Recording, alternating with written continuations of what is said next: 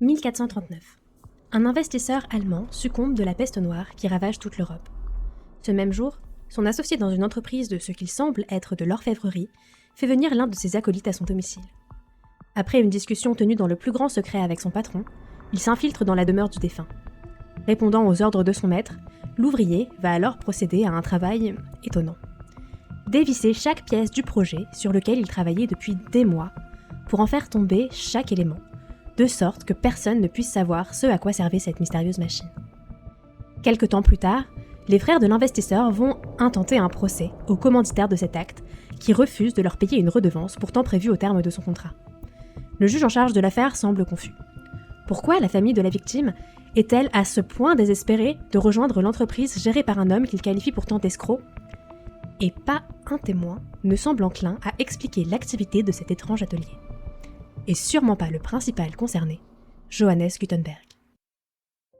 Gutenberg avait sûrement conscience de l'importance de son invention et de la révolution qu'elle allait causer. Et l'avènement de l'imprimerie arrive à point nommé.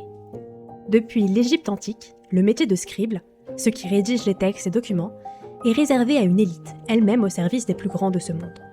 Sous le règne des pharaons, l'accès même à l'écriture, alors très complexe, se cantonne à cette classe de la population assez rare et précieuse pour bénéficier d'huile d'olive dans ses rations journalières.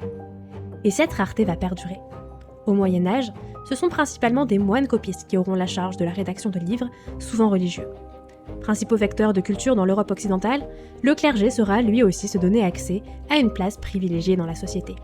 Ces érudites, presque toujours au service des nobles et des rois, bien que doucement concurrencés par les copistes laïcs, voient différents procédés se développer qui annoncent les changements à venir.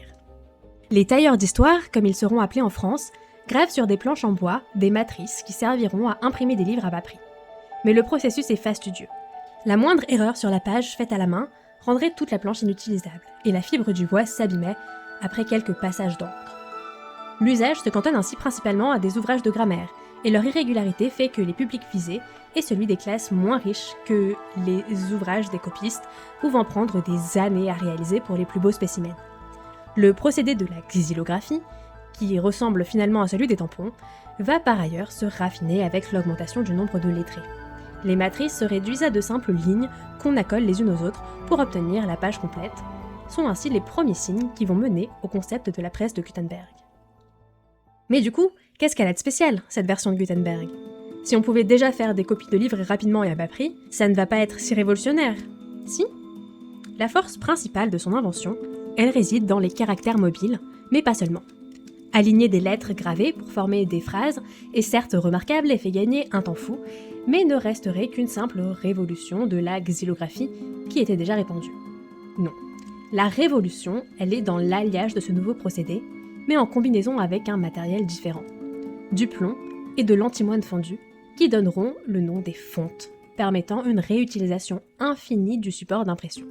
Plus besoin de retailler les caractères, de recréer une matrice. On achète la quantité nécessaire de lettres une bonne fois pour toutes, et l'impression de n'importe quel texte devient possible, en une quantité illimitée. C'est donc une bonne chose que le procédé se soit développé en 1456 et pas au XXIe siècle, sinon l'obsolescence programmée aurait tout foutu en l'air pour assurer un flux de revenus aux fabricants. Enfin, un dernier élément vient s'ajouter à ces deux améliorations majeures. La presse. La fameuse machine que Gutenberg a fait démanteler par l'un de ses propres ouvriers pour en garder le secret. Grâce à son habile système de levier, d'engrenage et de poids, le processus d'impression s'automatise et permet un rendement de 150 à 200 pages de l'heure. La preuve du génie pionnier de Gutenberg ? Eh bien, ça reste à discuter, parce que l'imprimerie, ça existait déjà depuis 2 siècles en Asie de l'Est. L'eurocentrisme à son pic. Remontons le temps jusqu'au début du XIIIe siècle. La pratique de l'impression avec des caractères amovibles métalliques se retrouve dès l'an 1234, dans ce qui est aujourd'hui la Corée. Mais l'usage qu'ils font de la technique est très différent. Plus que de répandre au maximum le produit imprimé, l'idée ici, c'est de circonscrire les usages au contexte officiel uniquement. Ayant comme principal objectif la standardisation de documents, notamment bouddhistes ou scolaires, les matrices d'impression étaient ainsi conservées sous scellé pour s'assurer de l'exactitude du texte. En cas de besoin d'un duplicata, il suffisait de débourser quelques pièces pour un acte officiel réalisable rapidement. Le premier livre à proprement dit ne sera ainsi imprimé qu'en 1377, mais toujours presque 80 ans avant la Bible de Gutenberg. L'anthologie des enseignements zen des grands prêtres bouddhistes, ou le Dikji, était constituée de 2 volumes, dont un seul nous est parvenu jusqu'à ce jour. L'UNESCO a tout de même reconnu cet ouvrage comme le plus ancien des livres imprimés à l'aide de caractères d'imprimerie amovible en 2001. Il reste ainsi bien précieusement conservé à la Bibliothèque nationale de France depuis les années 1950. Et on ne peut pas dire que cette imprimerie asiatique soit restée un secret bien gardé. L'Empire mongol ne tardera pas à arriver à son apogée, peu après l'invention du processus, s'étendant de la Corée aux portes de l'Europe. Les 2 civilisations entretenaient d'ailleurs de nombreux échanges, comme en atteste le texte « Histoire des Francs » de Rachid al-Din. Il n'y a, pour autant, aucune trace formelle d'échange sur la technique d'impression. Mais tous les documents d'époque ne sont pas parvenus jusqu'à nous. Et il semblerait étrange que le contexte des routes de la soie et de nombreux dialogues n'aient mené à aucune mention de cette pratique. Bref, il est assez difficile de déterminer si Gutenberg a vraiment inventé spontanément l'imprimerie ou s'il a été influencé par des techniques étrangères, d'autant que ce personnage historique a un parcours à trous aux yeux de nos historiens. Une découverte, complètement parallèle à celle des Coréens, n'est donc pas improbable non plus, et il faut reconnaître que l'usage qu'il a choisi d'en faire est, lui, tout à fait innovant, et ce qui a rendu son travail si remarquable. D'autant que l'on peut dire que l'imprimerie à l'européenne a aussi mis en mouvement un énorme engrenage de standardisation, mais de l'orthographe et de la grammaire plus que des papiers administratifs.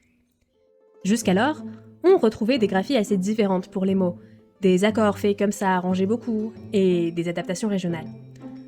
On se retrouvait avec des mêmes livres au contenu différent, à l'orthographe différente, qui faisaient un peu désordre.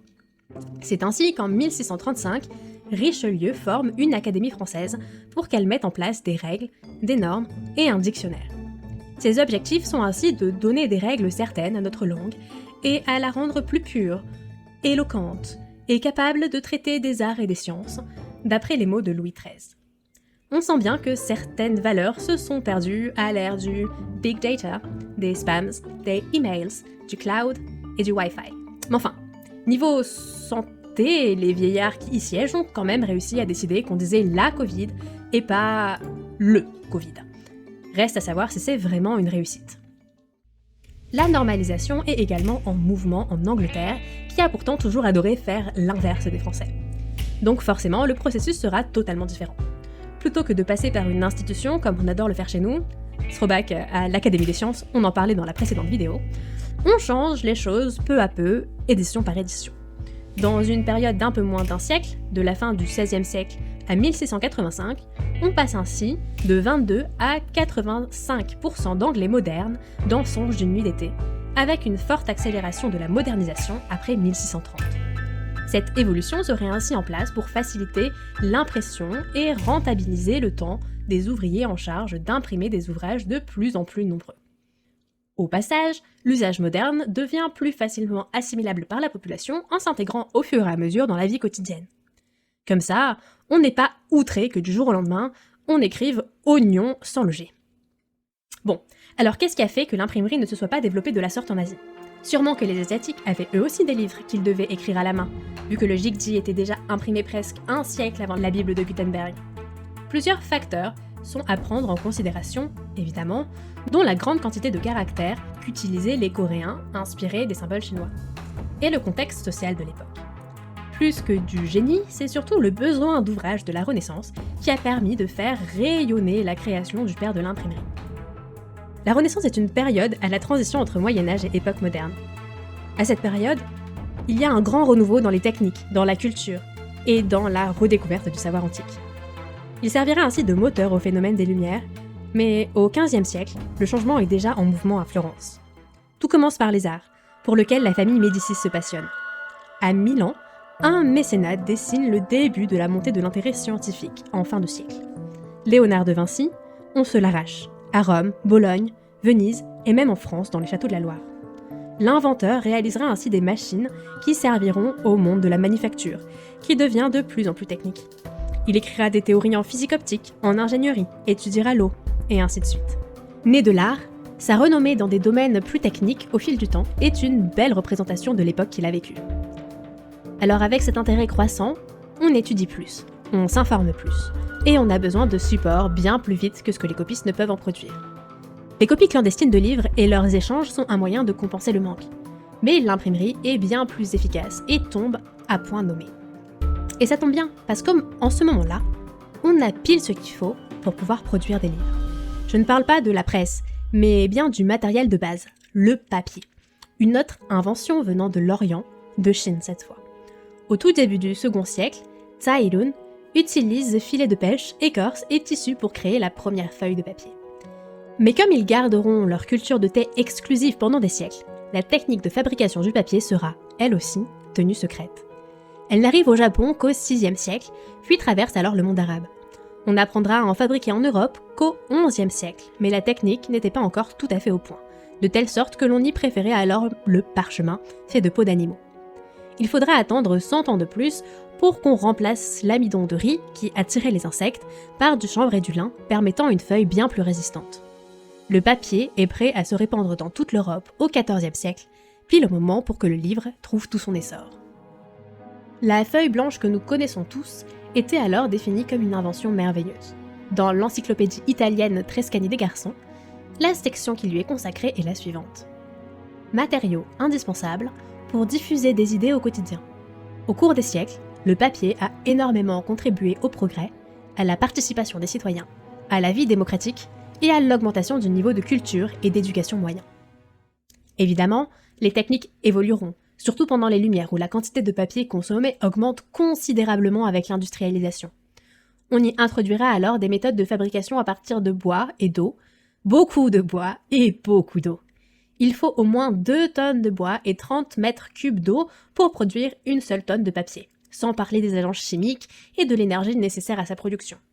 Une trace écologique qui pèse, d'autant qu'avec la numérisation, le papier a progressivement perdu son exclusivité dans la diffusion du savoir.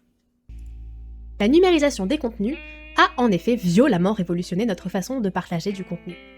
Alors que l'imprimerie n'avait finalement que très peu évolué jusqu'au milieu du XXe siècle, la démocratisation des ordinateurs dans les années 80 et d'Internet à l'approche des années 2000 ont radicalement changé le prix, la quantité et la vitesse de ce savoir. Et à une vitesse absolument folle. Un marché impossible à prévoir. En 1943, Thomas Watson, alors directeur général d'IBM, pourtant les mieux placés à l'époque dans ce domaine, déclarera de façon tout à fait sérieuse « Je pense qu'il y a un marché mondial pour peut-être 5 ordinateurs ». En 1962, dans le magazine Planète, François Richaudot imaginera dans un article sur le futur de l'imprimerie un monde où nous pourrions accéder librement à n'importe quel savoir, à partir d'une base d'informations savamment structurée par les gouvernements. Impossible, pensait-il, que l'État prenne le risque de voir tout type de savoir en liberté. En 1977, c'est Ken Olsen, un industriel de l'informatique, qui est connu pour avoir également affirmé que un particulier n'a aucune raison d'avoir un ordinateur chez lui. 3 ans plus tard, naissait le Minitel. En 1984, le Macintosh 128K, qui fait le succès des interfaces graphiques et des souris d'ordinateur. Il s'en vend 70 000 unités en moins de 5 mois. Mais c'est avec le début du web que tout s'accélère. En 90, 0,05% des Français ont accès à Internet. Mais la croissance du nombre d'internautes suit une courbe quasi exponentielle jusqu'en 2001, où 26% des Français sont à présent connectés. Entre 2006 et 2007 seulement, on passe de 46 à 66% pour aujourd'hui atteindre 84% de couverture. Contrairement au Minitel, qui correspondait étonnamment bien à l'idée de François Richaudot, le contenu d'Internet est totalement libre, ouvert et participatif. Blogs, sites d'information, réseaux sociaux, chaîne YouTube comme Saucisson, à laquelle vous devriez carrément vous abonner, jeux vidéo, livres numériques sont autant de concurrences que le monde numérique crée face à la chose imprimée. Alors, qu'en est-il réellement de leur influence sur notre patrimoine écrit ? La grande question est de savoir si oui ou non, nous lisons moins qu'avant. Si nos chers livres sont en danger. Si on regarde les choses factuellement, oui, les ventes de journaux, des magazines et de nos chers classiques sont en baisse. On se dit alors que ces jeunes de nos jours, ils ont vraiment plus les bonnes valeurs, et qu'Internet détruit notre patrimoine et notre culture. Foutus jeunes vraiment. Mais, de façon assez intéressante, ce ne sont pas eux qui lisent le moins. À vrai dire, les enfants lisent le plus de livres, oui, mais en partie à cause de leur format plus court. Et les ados ne consacrent pas moins de temps à la lecture qu'eux. Les personnes âgées font aussi partie des grands consommateurs. Bref, ceux qui ont du temps en fait. La principale raison évoquée par les non-lecteurs, c'est justement ce manque de temps. Alors on cale un peu de lecture dans les transports, quand c'est pas bondé, mais on a du mal à trouver un moment pour se caler entre le taf, faire à manger, nettoyer l'appart et avoir un semblant de vie sociale. Puis on a d'autres activités que la lecture, genre scroller sur Twitter, discuter avec ses amis sur WhatsApp. Mais peut-on vraiment considérer tout ceci comme de la non-lecture ? Les threads Twitter, en plus d'être souvent informatifs, peuvent même se décliner vers un nouveau type de fiction. Troisième à droite, par François Descraques, est un bon exemple et a même par la suite été adapté sur papier par les éditions Flammarion. Instagram sert de plus en plus de support à des petites BD en quelques cases, parfois amusantes comme celle de Sarah Andersen, et parfois éducatives à la façon de ADHD Alien, qui sensibilise sur les troubles au déficit de l'attention. Les visual novels sont également des jeux avec de longues narrations qui s'approchent encore plus d'un roman dont vous êtes le héros.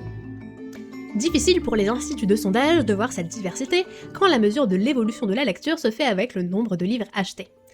Alors si 45% des moins de 25 ans déclarent lire de moins en moins de livres, ce n'est pas pour autant le signe qu'ils lisent moins tout court. Mais c'est quand même la faute de ces foutus Gen Z si nos librairies font faillite, non ?